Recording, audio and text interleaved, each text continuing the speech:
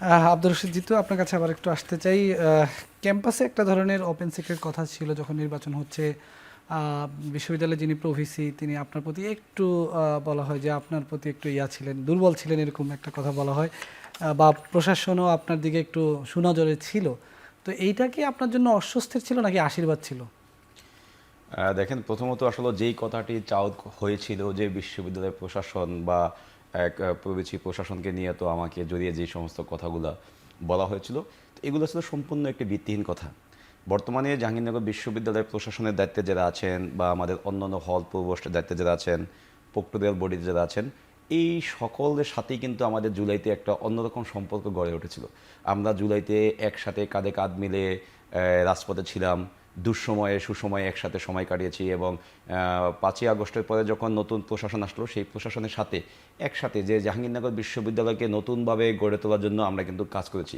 তো সেই থেকে কাজের সুবাদে তাদের সাথে হয়তো একটা সম্পর্ক আমাদের গড়ে উঠেছিল। এবং অভ্যুত্থানের সময়টা তো যদি বলি, দুঃসময়ে তো একটা দিন একজনের সাথে সময় ব্যয় করলে তো জানেন সেটা তো তাদের সাথে একটা অন্যরকম হৃদ্যতার সম্পর্ক গড়ে ওঠে। তো ওই সম্পর্কটাকে অনেকে অনেকে হয়তো বেশি রকম যে রসিয়ে কথাটাকে আরও বেশিভাবে হাইলাইট করার চেষ্টা করছে, যাতে ভোটের ক্ষেত্রে যাতে বোঝানো সম্ভব হয় যে প্রশাসন আমার প্রতি অনেকটা স্বজনপ্রীতি আছে বা আমার প্রতি বিশেষ তারা সুবিধা দিচ্ছে। কিন্তু এই কথাটি কিন্তু সম্পূর্ণ একটি ভিত্তিহীন কথা। আমি যদি বলি, শুধু প্রশাসন না, জাহাঙ্গীরনগর বিশ্ববিদ্যালয়ের প্রতিটি শিক্ষার্থীর কাছেই আমার আলাদা একটা গ্রহণযোগ্যতা আছে।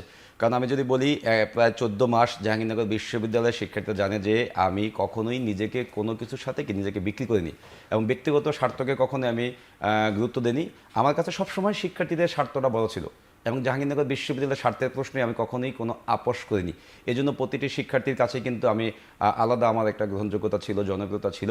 তো তার প্রতিদান কিন্তু আপনারা দেখেছেন যে এতগুলো পলিটিক্যাল পার্টি সমর্থিত যেই প্যানেল আছে, সেই প্যানেলের বাইরে গিয়েও শুধুমাত্র স্বতন্ত্র ব্যক্তি জিতুকে ভালোবেসে তারা বিপির মতো একটা গুরুত্বপূর্ণ পদে আমাকে নির্বাচিত করেছেন বিপুল বোর্ডে।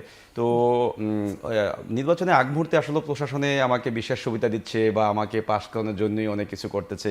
তো এরকম কথাগুলো আমার জন্য আসলে অনেকটা অস্বস্তিকর ছিল, কারণ আমি চাইনি কেউ আমাকে কখনোই সুবিধা দিয়ে আমাকে পাশ করাক। আমি চেয়েছিলাম যে যোগ্যতার মাপকাঠি হোক এবং যোগ্যতার ভিত্তিতে যে যেই পদের জন্য যোগ্য, শিক্ষার্থীরা স্বতঃস্ফূর্তভাবে যোগ্যতা অনুযায়ী ভোট দিবেন এবং ভোটের মাধ্যমে যে ফলাফলটি আসবে সেই ফলাফলটিকে আমরা মাথা পেতে মেনে নিব।